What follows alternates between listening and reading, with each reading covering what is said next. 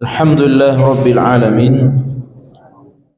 Wassalatu wassalamu ala nabiyyina Muhammadin wa ala alihi wa ashabihi ajma'in, amma ba'du. Jamaah salat maghrib Masjid At-Taqwa yang Allah muliakan, alhamdulillah kita bersyukur malam hari ini kembali Allah subhanahu wa ta'ala mempertemukan kita di masjid ini. Berharap semoga Allah subhanahu wa ta'ala banyak memberikan kesempatan kepada kita untuk mengumpulkan bekal sebanyak-banyaknya dalam rangka menghadapnya di hari akhir nanti. Dan kita berharap kepada Allah subhanahu wa ta'ala semoga kebaikan-kebaikan yang kita lakukan semuanya diterima oleh Allah Rabbuna tabaraka ta'ala.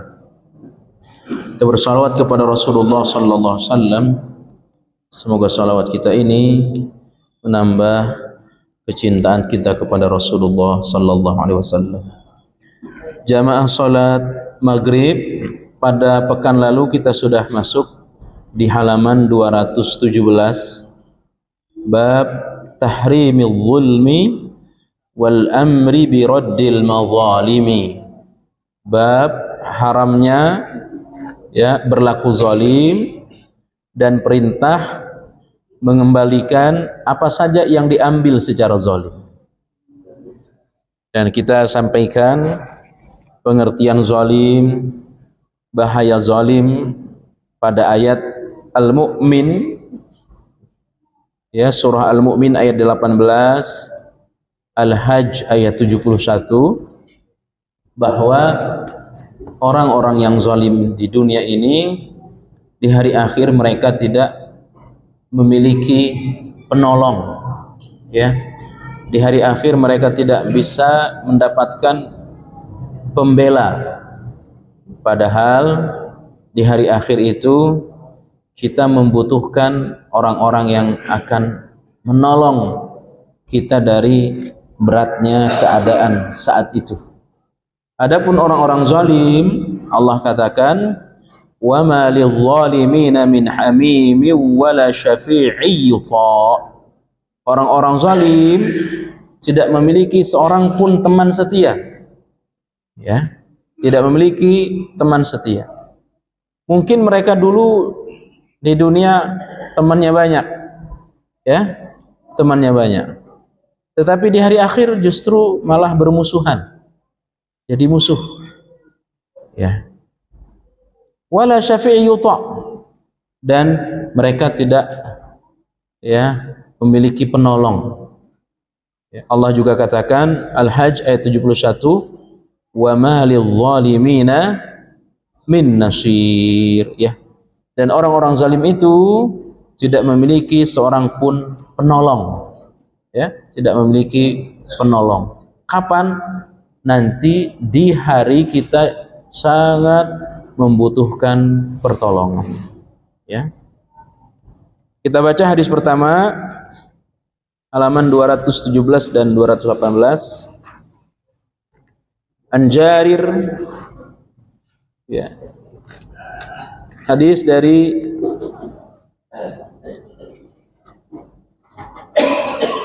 Jabir radhiyallahu anhu, anna Rasulullah sallallahu alaihi wasallam qala ittaqu zulma fa inna zulma zulumatun yawmal qiyamah wattaqu syuhha fa inna syuhha ahlaka man kana qablakum hamalahum ala an asfakau dima'ahum wastahallu maharimahum. Hadis sahih rawahu Muslim.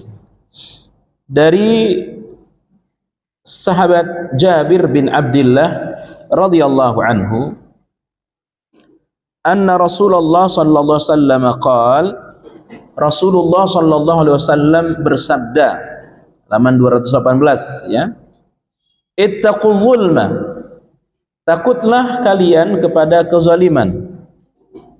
Takutlah kalian kepada kezaliman. fa inna zulma zulumatu yaumal qiyamah. Fa inna zulma zulumatun yaumal qiyamah. Karena kezaliman itu, kata Rasulullah sallallahu alaihi wasallam, mendatangkan banyak kegelapan di hari akhir. Ya, asal katanya sama. Ya, dari asal kata wa lam mim. Ya, bisa bermakna zalim, bisa juga bermakna gelap gulita. Ya, jadi hati-hatilah kezaliman. Ay az-zulma. Fa inna zulma, karena kezaliman itu zulumat, mendatangkan banyak kegelapan di hari akhir. Ya, datangkan banyak kegelapan. Wattaqus syuha, takutlah kalian terhadap sikap syuha. Ya, ini lebih dari bakhil, lebih dari kikir. Hati-hatilah kalian terhadap penyakit syuh, ya, kikir. Fa inna syuhha ahlaka man kana qablakum. Karena kikir ini, kata Rasulullah sallallahu alaihi wasallam, telah membinasakan orang-orang sebelum kalian. Telah membinasakan orang-orang sebelum kalian. Hamalahum ala an safaku dima'ahum. Kikir ini, ya, menyebabkan mereka saling bertumpah darah, saling menumpahkan darah, artinya saling membunuh. Ya, dengan kikir, dengan pelit, mereka saling bunuh membunuh. Ya, dan dengan kikir ini, kata Rasulullah sallallahu alaihi wasallam, istahallu maharimahum. Mereka saling, ya, menghalalkan apa-apa yang sesungguhnya Allah haramkan kepada mereka. Ya, dengan kikir jadi mencuri, dengan kikir orang jadi mengambil yang bukan haknya karena kikir. Bahkan itu nanti, Pak, ya, sampai kepada bapak kepada anaknya. Ya, bapak kepada anak mengambil harta anak karena anaknya kikir. Nanti kita akan jelaskan. Bapak Ibu yang dimuliakan Allah Subhanahu wa taala, ini hadis pertama dalam bab kezaliman. Nabi bersabda, ittaqu zulma, hati-hatilah kalian terhadap perbuatan zalim. Ya, ai, kata Rasulullah sallallahu alaihi wasallam, waspadailah kalian, waspadailah diri kalian. Ya, jangan sampai kalian la tazlimu ahada, menzalimi orang lain dengan segala bentuknya. Jangan sampai menzalimi orang lain. Ya,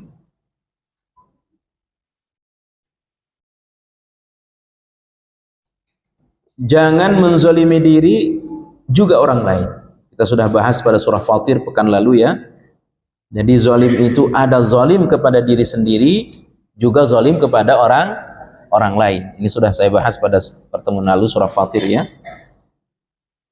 Fa inna zulma zulumatu yaumal qiyamah, karena kezaliman itu menyebabkan kegelapan di hari akhir. Bapak Ibu yang Allah muliakan, hari akhir itu selain berat dengan panasnya, kubur dengan sempitnya, ya, kubur dengan sepinya, dia juga gelap. Ya, saya ulangi, kubur, ya, kalau bicara hari akhir itu bicara mulai dari kuburan. Ya, jadi kalau disebut tentang hari akhir itu mukaddimahnya, gerbangnya itu adalah kuburan. Maka kubur itu, kata Rasulullah, ya, gelap, sempit, panas. Ya, maka di hari akhir laisa hunaka nurun, Sama sekali tidak ada cahaya, Pak. Tidak ada cahaya di hari akhir. Ya, kita tidak pernah membawa lampu. Ya, tidak bawa HP. Bapak Ibu yang Allah muliakan, jangankan gelap di hari akhir, sekarang saja kita di rumah gelap, ya, dan rumah kita mungkin agak besar. Ya, ini kubur 1x2, 1x2. Ya. Makanya kenapa Allah Subhanahu wa taala memberikan kekuatan kepada orang yang baru masuk ke dalam liang lahat. Apa? Dia bisa mendengarkan suara terompah orang yang menghantarnya. Ya. Ketika kita ikut menghantar ke pekuburan, lalu kita pulang, mayat yang baru dimasukkan ke dalam liang lahat itu mendengarkan suara terompah kita, Pak. Ya, ini kekuatan dari Allah. Itu apa maknanya? Mereka benar-benar merasakan bahwa saya sekarang hidup seorang diri dalam keadaan panas, sempit, sepi, dan gelap. Tidak ada lampu. Ya, jangankan di dalamnya, di luarnya saja kan kita tidak boleh menerangi kuburan, Pak. Dilarang sama Nabi. Ya, nggak boleh.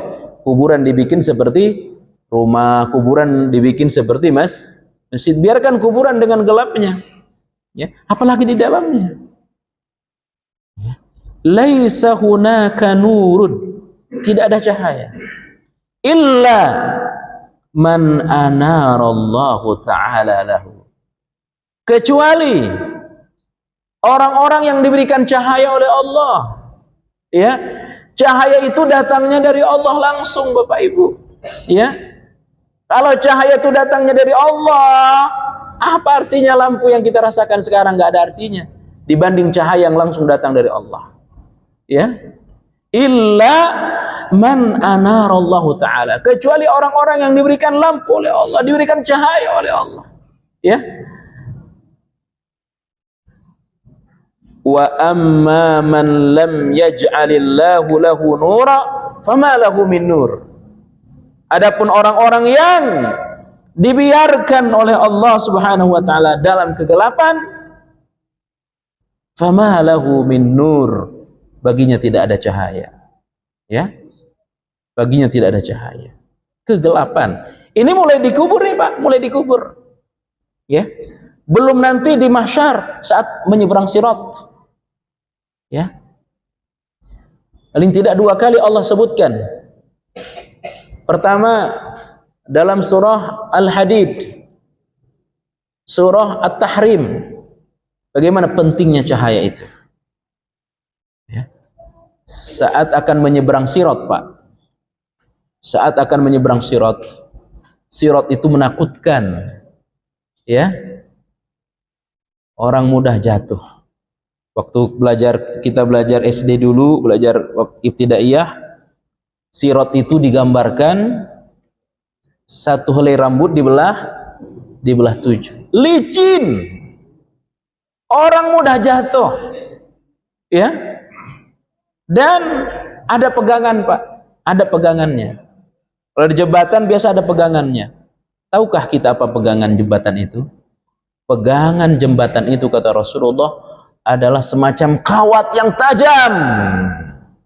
Kawat yang tajam. Ya. Dan mudah menjatuhkan. Mudah orang jatuh dan tajam sekali. Ketika kaki ditancapkan di situ, siap menyeberang, maka kakinya akan pecah. Ya, karena sirat itu tajam. Tapi ada yang lebih mendebarkan lagi. Sirat itu gelap gulita. Sehingga orang tidak bisa melihat apa? Titian itu. Kalau tidak bisa melihat jembatan itu, jatuh. Jatuhnya ke mana? Ke neraka. Apa yang dilakukan? Allah katakan Quran surah Al-Hadid. Yauma yaqulul munafiqun wal munafiqat lilladzina amanu zuruna naqtabis min nurikum qila irji'u wara'akum faltamisu nura faduriba bainahum bisurin lahu bab batinuhu fihi rahmah wa zahiruhu min qibalihil azab. Surah Al-Hadid. Nanti dilihat orang-orang munafik, Bapak Ibu, saat akan menyeberang sirat, mereka itu kegelapan. Apa yang mereka lakukan? Hendak mencuri cahaya dari orang beriman, hendak mengambil cahaya dari orang beriman. Faltamisu nura, berikan kami cahaya sedikit saja. Karena kegelapan, mereka tidak tahu mau kemana, ya ibadah Allah, dan sudah pasti terjatuh. Ya, gelap. Allah juga katakan Quran surah At-Tahrim ayat ke-10, ayat ke-10 kalau saya tidak keliru. Ya ayyuhalladzina amanu tubu ilallahi taubatan nasuha. Asa rabbukum ayyukaffira ankum sayyiatikum wa yudkhilakum jannatin tajri min tahtiha al-anhar. Yawma la yukhzillahu an-nabiyya walladzina amanu ma'ah nuruhum yas'a baina aydihim. Adapun orang-orang beriman, tadi orang munafik. Adapun orang-orang beriman, para nabi, mereka tidak akan disia-siakan oleh Allah. Mereka tidak akan diabaikan oleh Allah Rabbuna tabaraka taala, melainkan mereka akan diliputi cahaya saat akan menyeberang sirat. Bapak Ibu yang Allah muliakan, tidak ada ucapan hari itu selain ya Rabb salimna, ya Rabb salimna. Wahai Allah, selamatkan kami, selamatkan kami. Ini ucapan Nabi Adam sampai Nabi Muhammad SAW sama, tidak ada ucapan yang lain saat akan menyeberang sirat. Selamatkan kami, selamat, karena gelap. Ya, karena gelap, ya ibadah Allah. Adapun orang beriman, mereka akan diliputi cahaya. Di hari akhir itu sama sekali tidak ada cahaya. Ya, dapat kita bayangkan. Kalau kita ada pemadaman lampu, pemadaman listrik, ya, tiba-tiba masjid kita ini mungkin cahayanya berhenti sekian menit, dapat kita bayangkan. Ini hari akhir, ya ibadah Allah. Ini hari akhir. Al-insan in kana musliman falahu nurun biqadri islamih. Orang Islam diberikan cahaya oleh Allah sesuai dengan kadar keislamannya. Ya. Orang di hari itu diberikan cahaya oleh Allah Rabbuna tabaraka taala sesuai dengan kadar keimanan, kadar kesalihannya. Ya. Maka semakin banyak dia baca Quran, semakin banyak dia sedekah, semakin banyak dia berbuat kebajikan, semakin banyak dia datang ke majelis ilmu, maka insya Allah semakin terang kuburannya. Ya, sesuai dengan kadar keislamannya, pengamalannya terhadap apa yang Allah perintahkan. Walakin, akan tetapi ya ibadah Allah, in kana zalima, jika dia orang Islam tapi pelaku zalim, dia memang orang Islam tapi berbuat zalim, faqada ya min hadan nur, ya, maka cahaya itu akan hilang perlahan-lahan, hilang cahaya darinya. Bibi qadari ma hasala min az-zulmi, sesuai dengan kezaliman yang dilakukan. Ya, saya ulangi, orang Islam akan diberikan cahaya oleh Allah mulai dari kubur, mahsyar, saat akan menyeberang sirat diliputi cahaya oleh Allah, dan itu bergantung dengan kadar keislaman kita,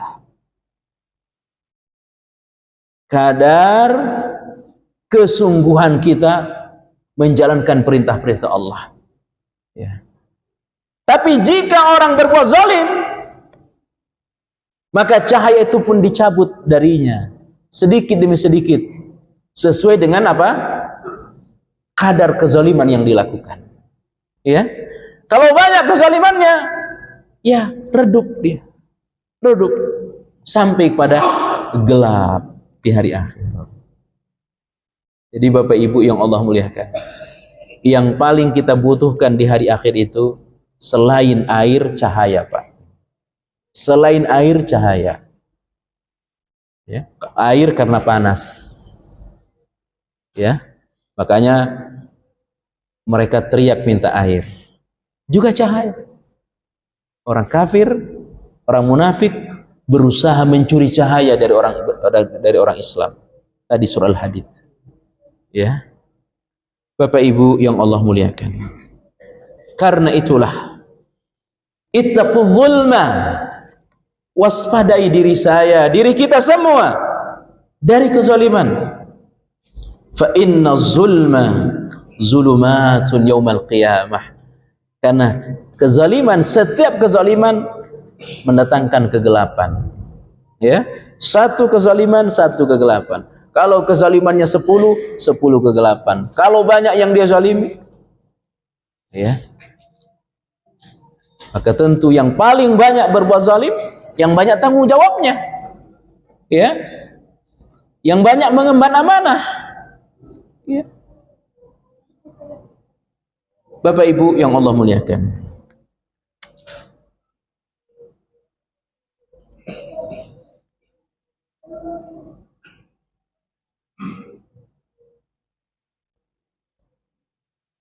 di antara bentuk kezaliman yang sering kali dilalaikan oleh orang, ya, masalah zulmun fil amwal, zalim dalam harta, yang kita sampaikan pada pekan lalu. Ya, ada amanah orang dari kita, apakah utang piutang, ya, kita punya utang pada orang, mudah-mudahan tidak, besok saya bayar, ya, besok, akhirnya besok nggak dibayar lagi, besok nggak dibayar lagi, sampai meninggal nggak dibayar, ya, ini bentuk kezaliman.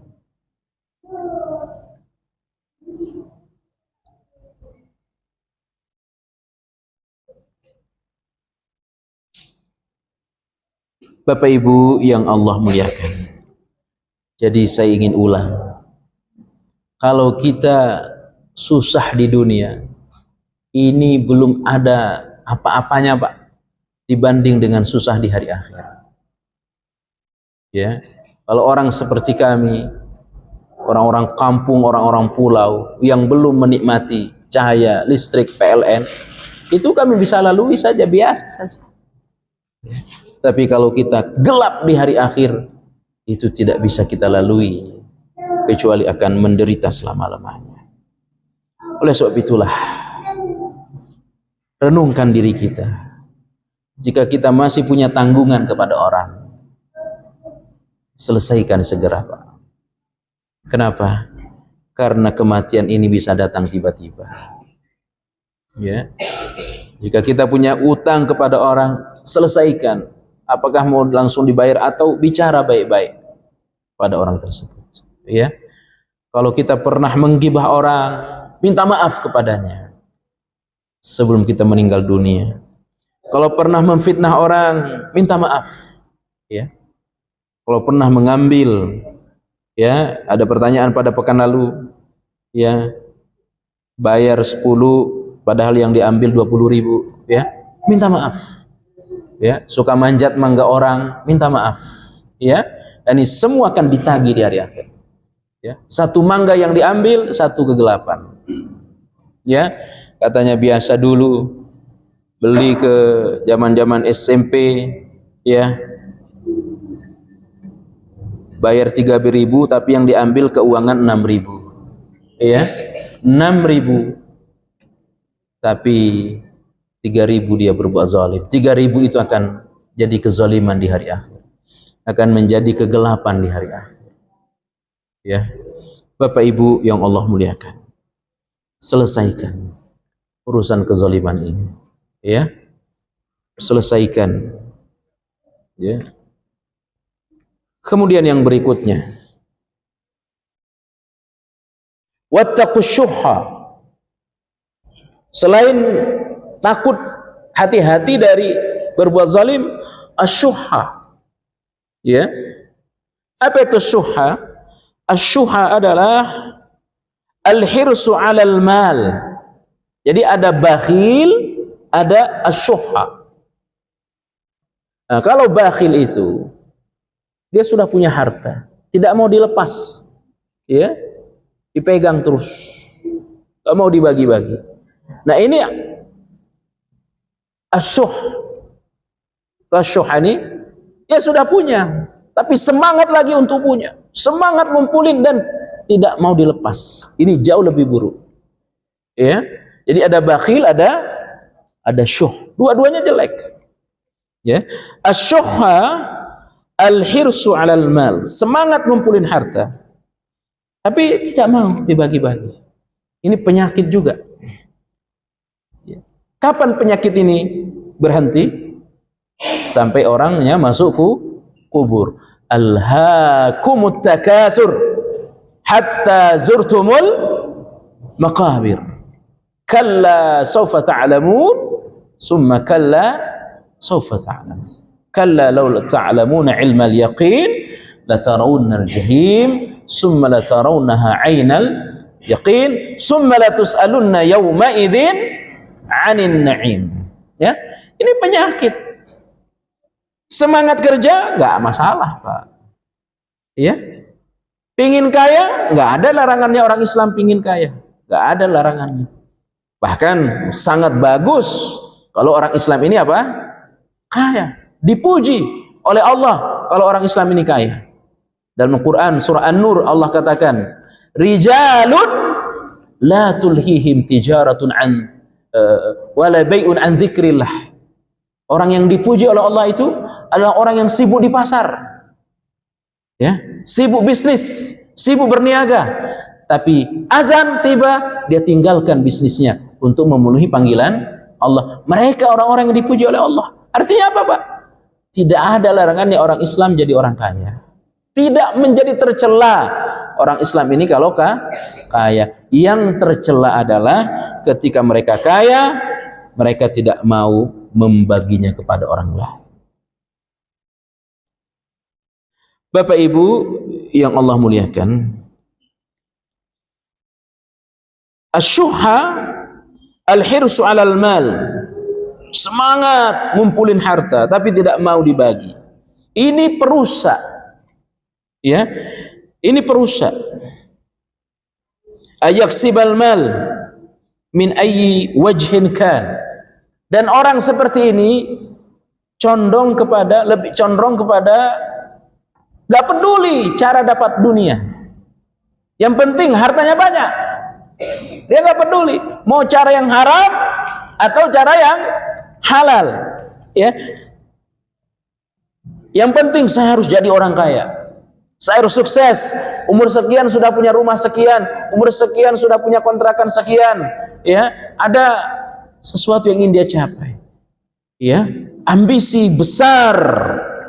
Ya. Nah, dalam ambisi besar itu dia sangat pelit kepada orang lain. Ya. Konsekuensinya apa? Ayaksibal mala min ayyi wajhin kana. Dia berusaha mendapatkan harta dari jalan apa saja. Ya, dari jalan apa saja. Nah, jalan mendapatkan harta kan hanya ada dua. Minal halal au min haram. Apakah dengan cara yang halal atau dengan cara yang haram? Ya.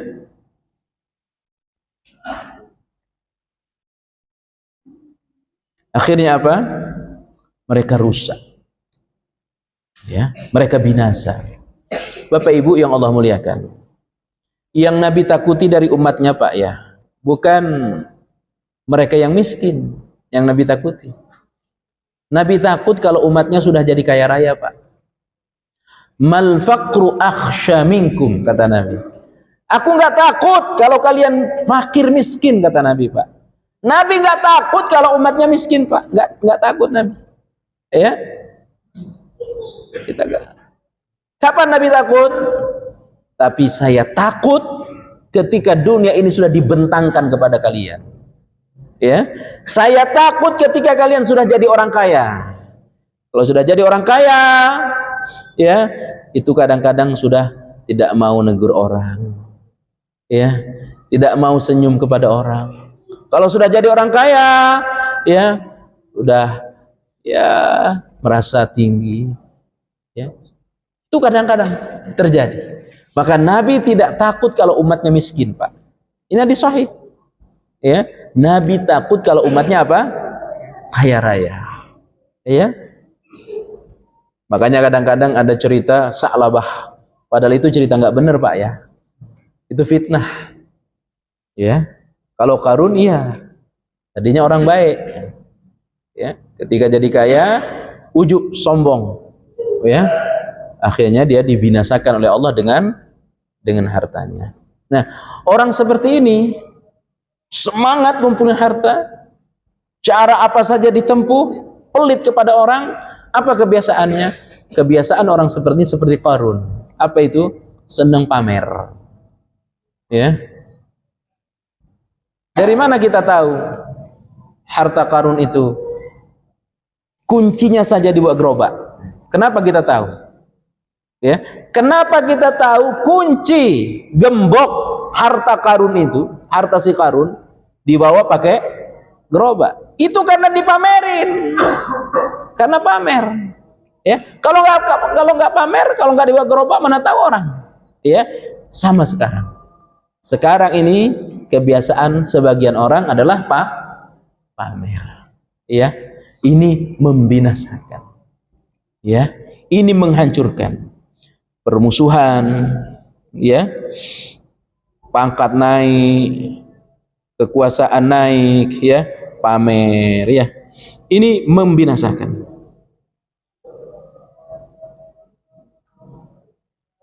Dengan kalian suha, semangat ngumpulin harta, tidak peduli caranya, apakah dengan cara yang halal, dengan cara yang haram, maka kalian akan binasa. Safaku dima'ahum, mereka saling bertumpah darah, ya, karena persaingan yang tidak sehat, ya, saling nonjolin diri, saling memperlihatkan, ya, itu terjadi. Ketika yang satu di mobil ditampilkan, dia juga harus beli, ditampilin juga, ya, satu beli rumah ditampilin, satu beli rumah ditampilin lagi, akhirnya berantem. Ini sudah Nabi sampaikan. Muaranya dari apa? Muaranya tidak mau berbagi kepada orang. Ya, bakhil, pelit. Istahallu maharimahum. Ya, kalau sifat ini diikuti, maka mereka akan menghalalkan apa-apa yang diharamkan oleh Allah. Ya, seperti apa yang terjadi sekarang, Pak? Ya. Karena pingin ini, gak peduli riba, ya, pingin mobil bagus, karena malu mobilnya lama, ganti mobil bagus, padahal gak mampu, akhirnya dengan cara apa? Riba, ya, hancur semua, ya, jalan jadi macet. Dr. Irwandi berkata, ya, penyebab macet terbesar di Jakarta adalah karena riba. Ini ungkapan Dr. Irwandi. Penyebab macet terbesar di Jakarta ini karena riba. Ya, apa artinya? Orang dengan mudah dapat mobil murah, ya, cukup bayar sekian, pulang bawa mobil. Akhirnya mobil sangat banyak di jalanan, binasa, hancur, ya, karena ingin tampil beda dengan orang lain. Ya. Bapak Ibu yang Allah muliakan, fahadzara Nabi sallallahu alaihi wasallam min amrayni. Oleh sebab itulah Nabi mewanti-wanti kita, Nabi mengingatkan kita min amrayni, dari dua perkara tersebut di atas, minadh-dhulmi wa minasyuhhi, dari kezaliman dan asyuhha. Fadh-dhulmu huwal i'tida' 'alal ghairi, zalim itu efek buruknya tampak kepada orang lain, ya, bisa menghadirkan permusuhan kepada orang lain. Wasyuhhu, adapun syuhhu at-tama' fima 'indal ghairi, ya, ini tamak, rakus, ya, rakus terhadap dunia. Kalau zalim, ya, langsung terasa oleh orang lain, ya, mulut yang zalim, ya, mata yang zalim, telinga yang zalim, ya, itu langsung terasa efek buruknya oleh orang lain. Tapi lah syuh itu adalah bahayanya terhadap diri sendiri, ya, apa, tamak terhadap dunia, at-tamak, ya. Fakullu dzalika haram, dua-duanya haram, ya. Walihada qala Allah Ta'ala fi kitabih, oleh sebab itulah Allah berfirman Quran Al-Hasyr ayat 9, surah Al-Hasyr ayat 9, wa man yuqa syuhha nafsih fa ulaika humul muflihun. Barang siapa yang selamat dari asyuh, dialah orang pemenang. Dia pemenang, ya. Kalau sudah tidak tamak, dia menjadi pemenang. Hidupnya akan enak, ya. Tidak ada ambisi seperti tadi. Pokoknya ini motor saya sudah agak lama, tahun sekian harus saya ganti, ya. Itu enggak tentram hidupnya, Pak. Dikejar-kejar angan-angan, ya. Kalau udah punya motor, tahun sekian harus punya mobil. Padahal sebenarnya nggak mampu. Kenapa pengen? Karena teman kerjanya pada pakai mobil, ya, nggak mampu. Tamak dia, semangat dia, akhirnya ditempuhlah cara riba, sengsara dia, binasa dia, ya, dia binasa, dikejar-kejar, ya. Maka Allah jamin nih, Al-Hasyr ayat 9, wa may yuqa syuhha nafsih fa ulaika humul muflihun. Siapa yang selamat menjaga dirinya dari tamak ini, dari bakhil ini, ya, dia akan menjadi apa? Pemenang. Hidupnya enak, tenang hidupnya, ya. Tapi ini, Pak, ya, terutama bagi kita yang sudah berkeluarga, ini harus diimbangi oleh istri yang benar, ya, harus didukung dari istri yang benar, ya. Makanya Nabi menjamin 4 kunci kebahagiaan seseorang. 4 kunci kebahagiaan seorang. Kalau ini ada pada seorang, bahagia. Saya sudah pernah sampaikan. Yang pertama adalah memiliki pasangan yang baik, ya. Coba kalau kita pasangan yang nggak baik, ada tetangga beli ini, istri dorong-dorong, bapak juga harus beli, mas juga harus beli, padahal nggak mampu suaminya. Akhirnya dipaksa-paksa, ngutang, ya, kredit dengan cara riba. Tapi kalau istri biasa-biasa saja, adem-adem, itu enak kita, Pak. Enak hidup kita, ya. Mudah-mudahan kita dianugerahi semua istri yang baik, ya, istri yang soleh. Kalaupun mau nambah istri yang baik, silahkan, ya. Bapak Ibu yang Allah muliakan, jadi ini jaminan dari Allah, ya. Orang yang hidupnya menang, orang yang hidupnya merdeka adalah ketika mereka tidak tamak terhadap dunia, ya, yang mereka. Tapi kalau tamak, ya, ada ambisi, ada obsesi besar padahal nggak mampu, ya, itu dia itu orang yang terjajah, bukan orang yang merdeka, ya. Makanya seperti ini utangnya banyak. Apa jaminan dari Nabi, Pak? Barang siapa bangun pagi hari dalam keadaan dua, dia itu penguasa dunia, kata Nabi. Apa 2 keadaan itu? Yang pertama aman, dan yang kedua ada yang dia makan meskipun hanya untuk saat itu, ya.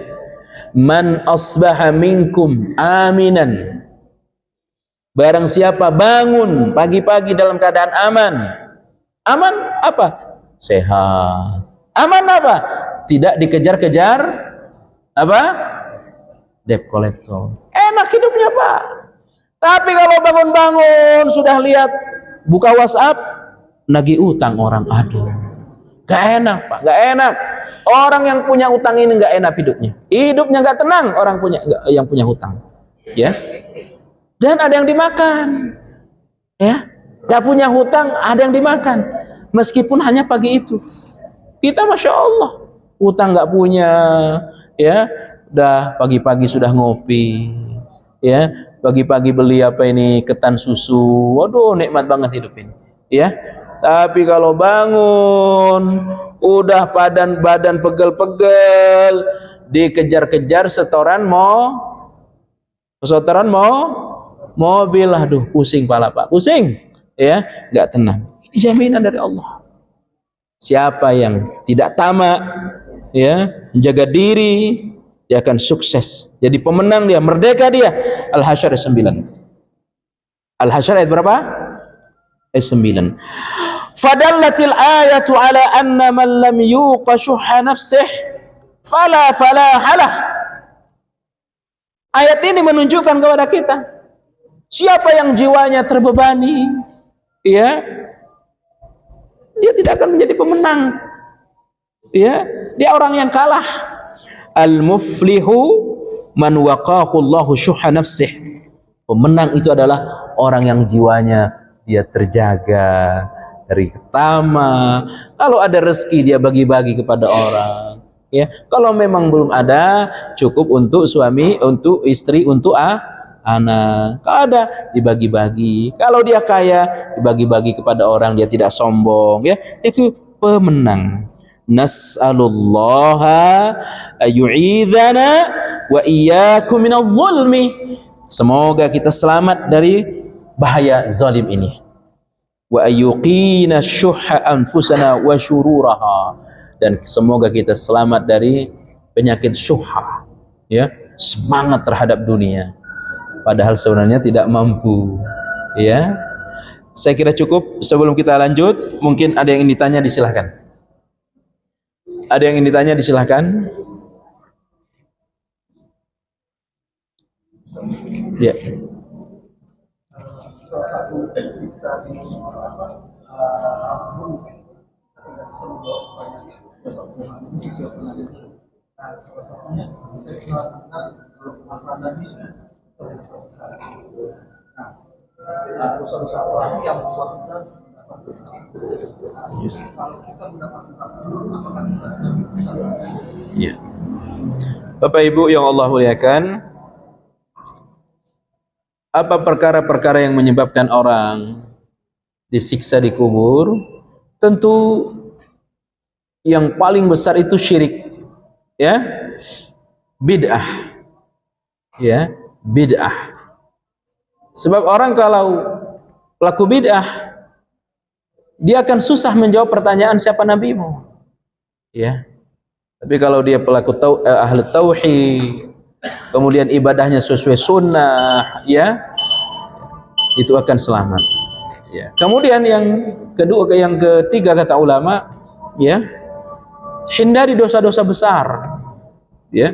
Semua bentuk dosa itu menjadi sebab orang diazab di kubur, ya. Nabi menyebut istinja, air kencing yang tidak bersih, itu sesuatu yang dianggap remeh, ya. Yang remeh saja orang disiksa di kubur, apalagi perkara yang besar.